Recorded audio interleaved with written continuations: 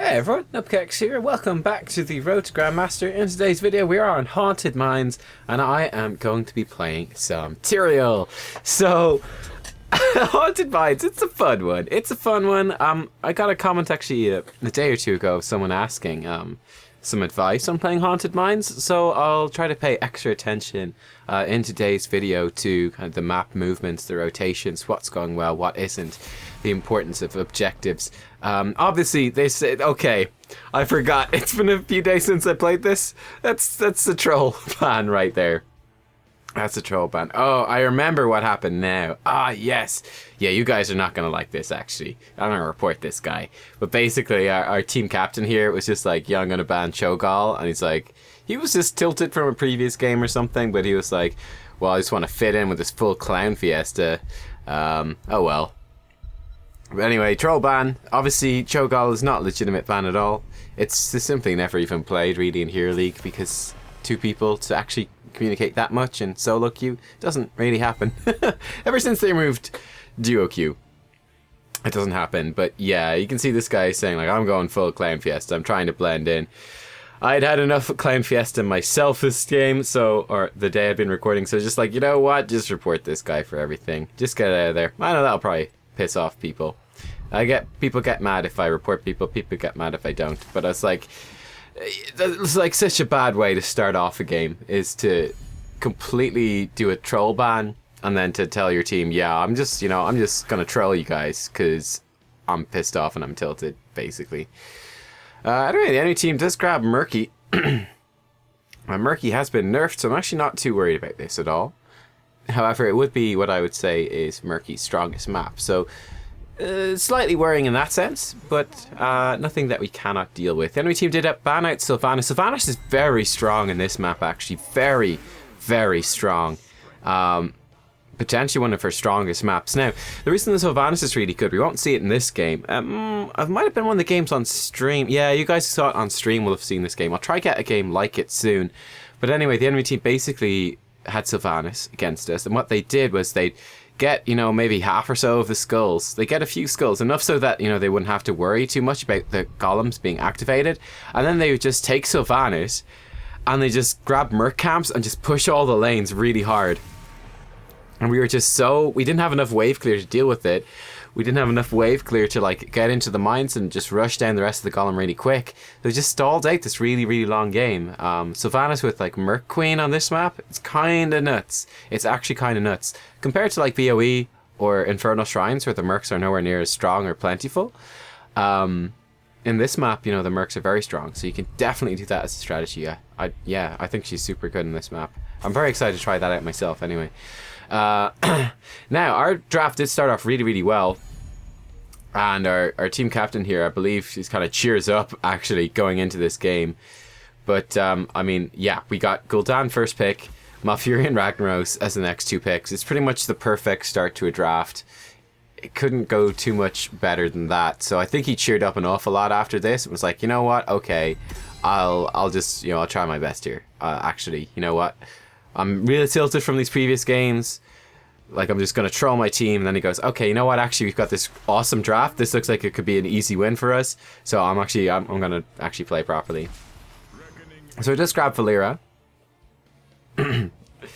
Our other teammate is saying, that Clausen, the enemy team captain, probably go Nubarak. It's all he plays in his match history. That's kind of slacking him off, saying, you're just stalking him. But yeah, they've got a Li Ming, a Zarya, and a Brightwing. Their draft it's pretty weak, to be honest with you. It's pretty weak. They're not going to be that good at clearing out the mines very quickly. They'll certainly have a decent-ish 4-man team, but I feel like Brightwing is very much a ganking support. You want to teleport in for a nice gank with someone. With Diablo, they might sort of have that. ETC was banned out, so we obviously couldn't pick that. But yeah, I think it's very much a draft in our favor. Very much a draft in our favor. We've got a Sanctification from me on the Tyrael to protect Ragnaros and Valeera if they go in hard, even protect our backline a bit as well. It depends. We can use Sanct to neutralize potentially Diablo engages, to neutralize Murky engages as well. Dodge Li Ming's initial combo potentially. save us from an expulsion zone. There's a lot of uses for Sank in this game. We've got great wave clear with Gul'dan and Ragnaros. Should be good doing the mines and everything like that. It's also a really bad Diablo map. So yeah, it looks like this sort of a Nubkeks main got kind of stuck with not having any good picks and went for a Nubkeks. Went for Nubkeks. Went for Diablo. I think it's pretty weak, right? Because again, it's a 2-lane map, but you only really stay in 1 lane at a time. And then you spend a lot of time doing mercs. You spend a lot of time in the middle of the map collecting skulls. So it's going to be really difficult for him to actually get souls for Diablo, which means he's going to lose so much value out of his trait and out of a lot of his talents as well. So we're pretty happy with that one. Now, Gul'dan is AFK, so we don't want to do anything too risky at the start. That's always very important. People can forget that, right? Is, you know, if one of your heroes is AFK, you don't want to go too ham or anything. I grabbed Purge Evil in this game. I was kind of considering getting something a bit crazy, but Purge Evil is your fairly standard choice. It improves the damage of your Smite, which is your E ability, by 30% against heroes. Just a little bit of extra burst against heroes, and you can never complain too much about that. On this map, top lane is the solo lane, usually, and bottom lane is the 4-man. GG, we won. Definitely. And right here, I'm going to try to protect Malfurion over here. Actually, Gul'dan almost dies. Our team not rotating too well. However, it's Diablo who pays the price. Nice route from Malfurion. Does lock him down. Lock him down with some damage. Maybe it was a Valera stun as well. I didn't quite see. But yeah, nice lockdown. We actually get the kill from what looked like a very dodgy situation. Now, this is a really perfect spot for Tyrael right here. We use our W to shield the wave, shield our allies, throw our Q in behind the enemy team. And then, as we see they're out of position, we use the Q to teleport in behind and just start applying damage and move speed. So Tyrael, right, he's got some really interesting abilities and some really interesting usages of them. So let me actually go through those. I think it's very important to understanding how this hero works. So your Q Ultra One Smite, 12-second cooldown.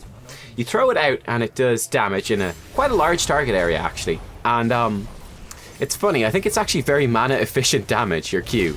It actually does a lot of damage for the mana you spent, you know, relative to his other abilities. When you activate it, it also does a little bit of a slow when it hits targets. And then when you reactivate it, it doesn't do any damage on the reactivate, but it does do a teleport. And it does do a slow, right? So you can, you know, throw it in on top of the enemies. It does damage to them, slows them down, then you can teleport to it and slow them down once again. You got quite a few slows built into your kit as a few different options there. Your E ability, Smite, it does some damage in a kind of weird shaped area. And then it also gives you and all allies who move through that area 25% move speed for 2 seconds. So you've noticed me using that kind of for double purposes in this game, not only to do damage to enemy heroes and even to mercs and minions and stuff like that, but also to give, you know, a little bit of a speed boost to allies when they're in a bit of trouble. Your W as well, Righteousness, it gives you yourself a shield, and then it gives your allies a smaller shield for a few seconds. This actually is very good for pushing minion waves, things like that. Oh, also with your Eldritch Smite, it does give vision, so that's worth noting as well. Trying to get Gul'dan out of there, kind of stuck in a fairly rough spot. Just teleport onto the Brightwing. We're going to be able to run out here. Going to use Smite there. There we go. As you can see, using that to give myself a little bit of a move speed boost. I'm going to use my Ultra Smite. I actually kind of mispressed it here. I should actually use a shift command to queue that up and use that more effectively. Once again, using the Smite to escape. Fairly mana inefficient, but we'll make do. And at level 4, let me mention that talent that I grabbed very quick. I grabbed Heraldric Reforging. This is my favourite talent at level 4 by far, and it's the most popular meta one in high level play now as well, which is, it reduces the cooldown of your Q if you hit an enemy by 5 seconds. So this is really nice. Basically, as you'll see, you know, 12-second cooldown, we throw out the Q, it hits someone, we teleport to it, it's basically down to a 6-second cooldown at that point, so you can get way more of these off. It's really, really nice, really effective. It lets you be so much more mobile in team fights. Also, I think it lasts about 6 seconds when you throw the sword out, and the sword is like impaled in the ground. Your teleport point, I think that lasts about 6 seconds, roughly speaking. But basically, yeah, you can like throw your sword out. If you don't teleport to it, it will basically be ready to go again once that teleport reactivatable button expires. Or you can also teleport to it at the end of the teleport reactivation timer, and then hey, you're going to have another sword ready to throw out very, very soon again as well. It's just such an awesome talent in terms of just your mobility and the pressure and the harass that you can put on in team fights. At level 7, I did grab Reciprocate. Whenever our shield from Righteousness expires or gets destroyed, it will explode and do a little bit of damage to nearby enemies. Kind of useful. You'll see this little, area around us as well whenever we pop that ability. That's just a nice little bit of extra damage. Yeah, it's like the rest of the talents on the tier are fairly uninspiring. Maybe, Angel's Grace, move speed whenever you teleport with your Q is be okay. I think though that this one is the best one overall. The damage is quite nice. Alright, here we are defending. This was actually an interesting point in the game where just the way we came out of the mines and the way the merc camps and stuff were taken, we ended up defending. When we probably wanted to attack, right? We got Ragnaros, so he can probably defend it on his own. So we would have liked to attack, but unfortunately just the way we were on the map meant that we just couldn't get to attacking position on time. We settled for a defense, not what we wanted to do, but what we got stuck doing. And this is a bit of a mistake here where my, I just kind of miscalculated. Gonna come over here, give Gul'dan a shield, try give him move speed. Didn't quite hit him. But yeah, the range on the Q, I kind of miscalculated that. Once again there, using the smite to not only do damage, but also to give a speed boost to our ally. This is really nice, beautiful route by Malfurion, and we're able to follow up. And yeah, you can see we've got very good synergy with our teammates actually. Everyone is working pretty well together. There's certainly some mistakes being made in terms of positioning and everything like that, but the enemy team is making mistakes too, and we're kind of nicely capitalizing on those and really punishing them. Myself and Valeera going very deep, very aggressive. I actually have a lot of fun on Tyrael. He can be a very aggressive tank in the right circumstances. He is getting reworked though in the P2R. I'm very interested to see where that goes. I'm very interested.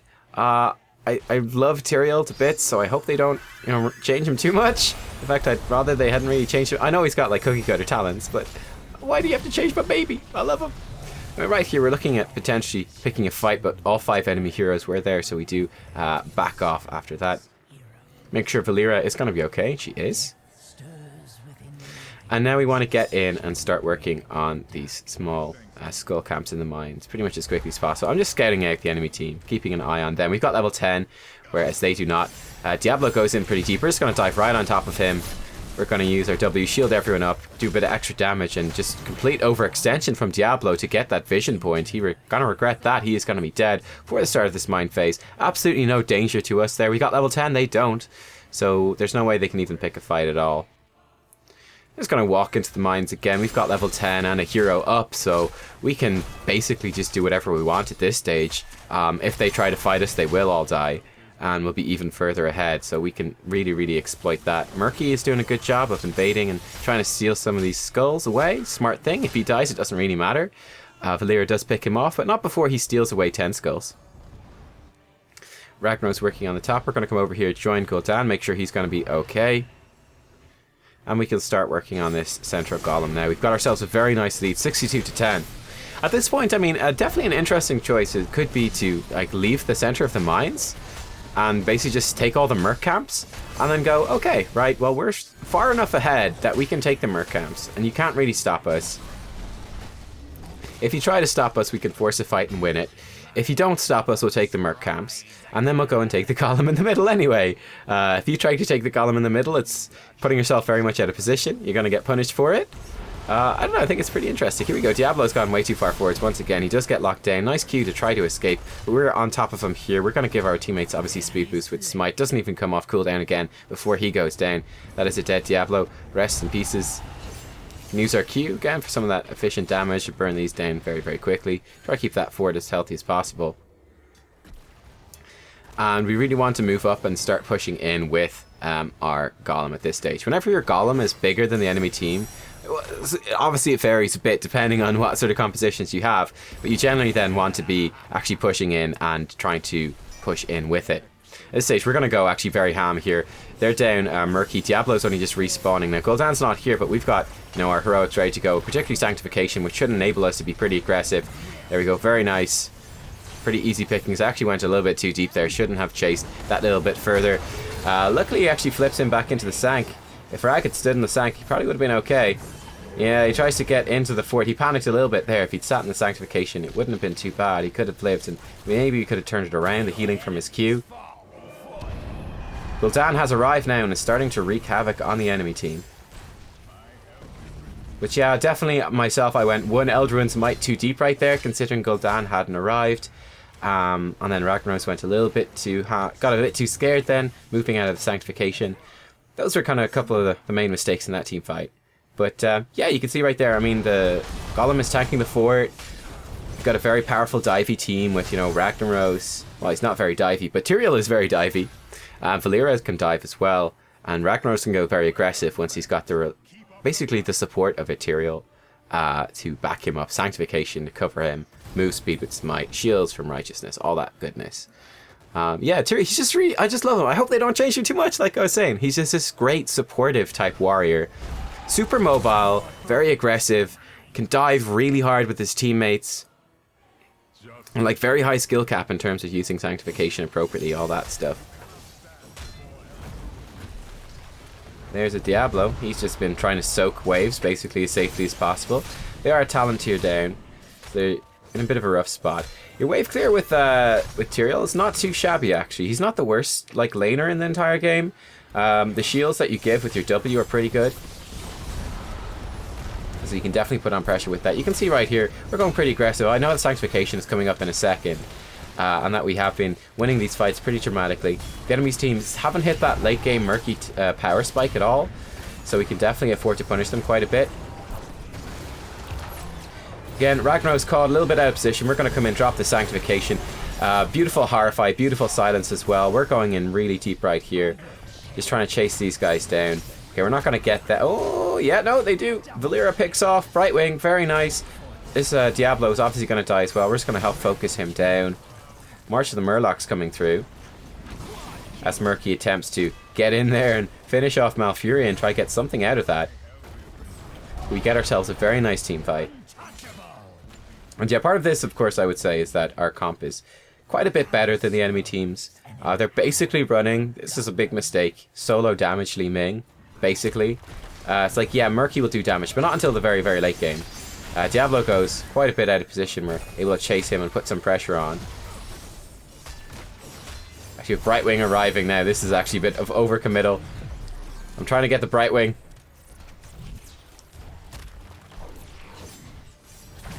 Should have timed that stuff a bit better. We run out of mana as well, right at the last second. And we're not able to pick up the kill on Brightwing. Both myself and Ragnaros die. Pretty awkward there. Definitely got greedy chasing those kills. Shouldn't have done so when the enemy team was respawning. Just overconfident from how well this game has been going. But yeah, to finish that thought, right? Li Ming, solo damage. It's like a lot of her damage comes from resets. If she's the only damage dealer, it's super hard to get resets. So until, especially later in the game when Murky starts getting more powerful, it's going to be very hard for them to actually get any kills. I mean, they've got Murky. Zarya as well needs energy to actually do damage. So, like, going into the start of a team fight, they really have very little to throw at us. Teammates are beating hasty retreat here. They've done well, though. Oh, he should get out. Yeah, he gets out. Apoc misses. Oh, good plans, actually, to make sure that doesn't actually catch him. I'm going in here as aggressively as possible. Really trying to punish the enemy team for this overextension. I actually need to mention some of these other talents, because they are quite important, actually. You can see them in use in the team fight. But yeah, Sanctification, of course. It's 3 seconds of invulnerability for your teammate standing in an area. Has a bit of an activation time, so you have to time it well. You definitely want to be using it, for the most part, to empower your teammates to kind of dive into the team fight more aggressively. Right, just enable them to be much more aggressive in the team fight. They're completely invulnerable inside it. All damage, all CC, nothing can hit them. So it's just it's a pretty massive deal for enabling people to just get way more damage out and to be way more aggressive. Level 13 Imposing Will. Pretty much the only talent you would ever really take. I suppose you go for damage if you really don't need it. But for the most part, in any like proper Hero League game with a proper draft, this is what you're going to grab. Basically, anyone who attacks you when you're shielded by your Righteousness shield gets their attack and movement speed slowed by 50% for 2 seconds. It's a massive slow. It's an absolutely massive slow. We actually missed one of these skills. Such an impactful talent. It's just like a 50% move speed slow is huge against any heroes with basic attacks. 50% attack speed slow is also huge as well. You'll probably notice in some of these fights that we're going to be able to slow down the enemy teams an awful lot. Particularly noticeable because we have like really no other CC or very little CC apart from that, like no stuns. So it should hopefully be very, very noticeable as we go further into this. Trying to get a little bit closer, got a little bit stuck on that. Throwing Sanctification just to neutralize this Apocalypse, make sure we can continue this chase, get as many kills as possible. Might as well burn that Heroic. On the chase now for more. Gonna Smite to give myself some move speed.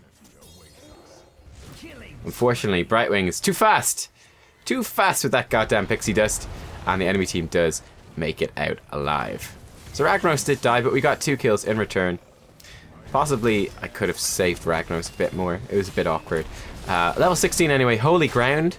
This makes a ring that stops enemies from entering and also knocks them back a little bit whenever we teleport with our Q.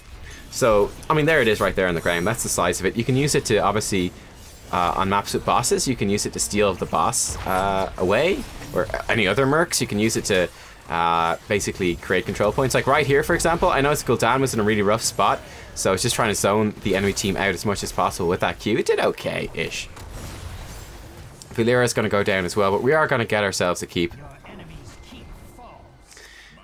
We went a little bit too deep. I was fine there because I'm Tyrael, but my teammates went a little bit too deep. We did what we could to try to protect them, but they ultimately died. But still, we're 2 levels up. We just got ourselves a keep, so we're not too worried actually about losing a couple of heroes right there. We're still way in the lead. We should be getting level 20 very, very soon, and then we're gonna, you know, probably get another golem, push down their core, their top keep, their core pretty easily as well.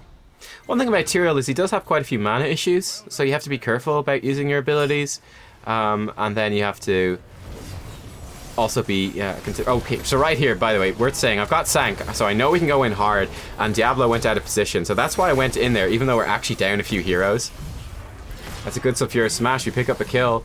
So basically, I knew we're up in terms of levels. You can see the slows coming out in the enemy team from our shields right there. I know that Li Ming actually needs recess to do damage. Just Diablo was so far out of position, I knew we could dive in on top of him, use the Holy Ground to isolate, use Sanctification to empower us, and we should get ourselves a kill. And it should work really nicely. And indeed it did. We actually got ourselves 3 kills out of that, which is pretty nice. Destroyed the Murky Egg as well, to get him off the battlefield for a while. But yeah, that was one of those interesting situations where it's like down heroes, you can actually pick a fight. That was just purely from reading the compositions and reading the sort of relative positions around the map, and then just know Murky actually died. Oh, Valeera killed him. Nice one. Very nice. Grabbing Hardened Shield at level 20, by the way. Valeera doing a nice job. We're going to try Speed Booster in a little bit. If I'd... Again, with some voice comms right there, we probably could have killed her. Brightwing, I didn't realize Valeera was going in until a little bit too late, but I could have positioned a bit more aggressively. Brightwing might not have respected it, and we could have got the kill. Li Ming goes very low indeed. She almost goes down. Valeera goes in. Doesn't quite get her, but that's 2 heroes almost dead already. Ragnaros is in the core. At this stage, we could actually potentially try to core them. I think it's safer to probably just back off. We'll see exactly what happens. Okay. Ooh, Diablo goes in. Valeera dashes out, though. He can't get the return flip. Being cautious here. We could potentially core, but there's no super duper rush to do so. I mean, Gul'dan and Valeera aren't exactly the best core heroes. Horrify comes out, and it's not a terrible one. In this case, I actually saved Sanctification right here. I didn't bother popping it this time for the Apocalypse, because, you know, looking at the enemy team, they just, half of them had been horrified away, so there's actually no need to go in that hard. You can see Li Ming getting slowed right there from hitting us while RW is active. Valeera on the chase. It's a little bit too far. We could totally just back up and take the skulls in the mines and then push in with that. There's no huge rush to actually push down the core. It'd be a bit of a risk. We can take the mines very safely and then push in. Very little that the enemy team can actually do. Gonna escape into the mines. If they come through here, we'll obviously turn around and kill them. Zarya is still dead. We've got level 20. They do not. Hello, friends. Li Ming comes in. How nice to see you. You're going to regret that. She does what she can, but she is going to die. Using our Q there to completely deny her the door. Malfurion had the same idea with his roots. He didn't even have to land. But yeah, Li Ming completely oversteps. We were just waiting for her to come in, basically. Complete control of the map at this point. Like, I basically, as of, you know, that top keep falling, to be honest, there's not really anything the enemy team could do at that point. To be honest, like, the game is kind of over from that stage. Like, barring some sort of miracle, but like, they're just so far behind in XP. They're down a talent tier. They're down a couple of keeps.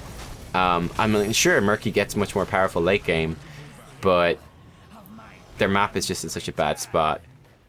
So as you can see here, I'm saying like they're probably going to try to base race. There's just no other win condition for them. Like, the best they can do is just try to like burn down this keep with these giants. And you can see that's exactly what they're trying to do from the looks of it. Brightwing is kind of de-pushing top. She's teleporting in. She actually does make it in. You can see Valyria had almost killed her. In fact, she dies instantly, pretty much as she arrives. We're going to protect Gul'dan from that apocalypse. Worked pretty nice. Zarya goes down as well. Diablo goes down to here. Well, actually, maybe not. Never mind. Diablo's still alive and ticking. They're trying to kill this Gul'dan. That's a good silence. Gonna try to take down this Murky.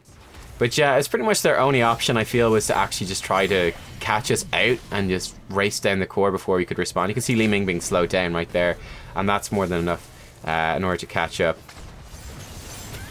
She explodes. Goodbye, Li Ming. That's the entire enemy team dead, I think. Diablo's back, but that doesn't really matter. The golem's on the core. I don't think he could even kill that before it kills the core. I don't think so. I don't know. It's really, those things really do very little damage, don't they? They're kind of crappy. Anyway, we're here now, so this should be easy pickings for us. We drive Diablo Murky off, and the core is going to go down. But yeah, like I said, I feel like by the time we were like level 20 up, the mines were activating and the enemy team was down 2 keeps, and then they lost a hero. It's just basically over. We kind of took our time. We could have probably finished it a bit sooner if we just gone and cleared out the mines as quickly as possible. But, you know, we took our time. We played it quite safe. Whenever the enemy team tried to push out and take a bit of the map back, we punished them. We just, you know, killed another hero, and then we just slowly kind of worked our way towards the end. But really, there's no point where they really had a chance in that latter half of the game. We kind of snowballed it too much. It's pretty interesting. Very dominant game there on Haunted Mines from us. And a good Tyrael game. Never make the fucking MVP screen as Tyrael. Feels bad, man. You know, I feel like I played a really good Tyrael game. Just never, don't make that MVP screen. Nuh-uh, never make it. Never make it. I've played Tyrael several times. Actually had a lot of success with him this season. I feel like he's a really great hero. Very underrated because he doesn't bring, you know, hard CC. Sanctification, obviously very difficult to use correctly. But, like, once you understand the flow of a team fight, you can just really make a lot happen with Tyrael. You can be so impactful. It's being super mobile. You can like really harass, make the enemy team's positions very awkward. He's got great synergies, especially with like melee assassins, things like that. Also neutralize, like he works brilliantly with, say, Kerrigan and Greymane are classic examples of heroes that work really well with Tyrael. He can even work pretty well with Illidan as well, being a bit of a dive bro for Illidan. Basically all these heroes that love to dive in but are pretty squishy, Tyrael's like their best friend, because he can dive in with them, he can give them shields, he gives them movement speed, he does fairly decent damage, and then he's got Sanctification to protect them as well. So yeah, I think it's fantastic. I'm curious to see what they do with his rework. Hopefully just keep basically the same hero design and everything, and they just, you know, clean up the talent tree, because it is a bit of a mess, and the build that I'm using in this game is pretty cookie cutter. Honestly, this is the build I would run in 99.9% of the games at the moment on Tyrael. Very little reason to ever deviate from this. Very little reason to ever deviate from it. Yeah, I mean, you could mix up. You can mix it up a little bit. You know, you could potentially grab like Blood for Blood at 16, but Holy Ground is just 99% of the time the better choice. I suppose you get Holy Arena for the upgraded Sanctification at level 20 if you really need it, which increases duration by 1 second and gives allies 25% bonus damage as well. Can be pretty great if you're going for like a core rush at the end, you know, throw down a Holy Arena Sanctification, everyone stands in it and burns down the core. You get tons of damage out, there's nothing the enemy team could do, like literally nothing. But your Hardened Shield will be your go-to to be a bit tankier, but yeah, I mean, if you're not getting focused and if the enemy team doesn't have a composition that will actually be in position to focus you down, they're going to focus your teammates first, then yeah, potentially Holy Arena is the way to go. Aside from that, though, yeah, I probably wouldn't really change out anything. I think it's fantastic, this build, and you're going to have a lot of success with it. You're going to be very mobile. You provide a surprising amount of like slows, very subtle way of bringing CC into the team fights. And yeah, I mean, I suppose a great way to learn Tyrael in a sense is whenever you play against a good Tyrael. Like, I think I played against JPL, right? Dignitas JPL, and I was like, damn, I really get this hero. It's like, it's just, his positioning is so aggressive. You feel so threatened by this super mobile warrior. It's just terrifying, right? So yeah, whenever you play against a good Tyrael, you kind of get a feel for the sort of things he can do. But yeah, very underrated hero at the moment because melee assassins are, you know, not at their prime. But stay tuned. I mean, who knows where this rework will go, and who knows what the state of melee assassins will be in the near future. But expect to see more of Tyrael. And hey, if you haven't played him, give him a shot. He's a ton of fun. And I can pretty much guarantee that, you know, if you like mobility, if you like, you know, controlling the team fight, you've got a really good sense for team fights and the flow of a team fight, you're going to have a lot of success and you're going to really enjoy him. Guys, give the videos a thumbs up if you enjoyed it. Subscribe for more as well. Going to have plenty of Hero League stuff coming up with the new season just around the corner. Oh, and if you want to see more Tyrael, of course, I will be covering him on the PTR very shortly after that releases on Monday. So I'll catch you all then. Thanks for watching, guys. See you next time. Bye-bye.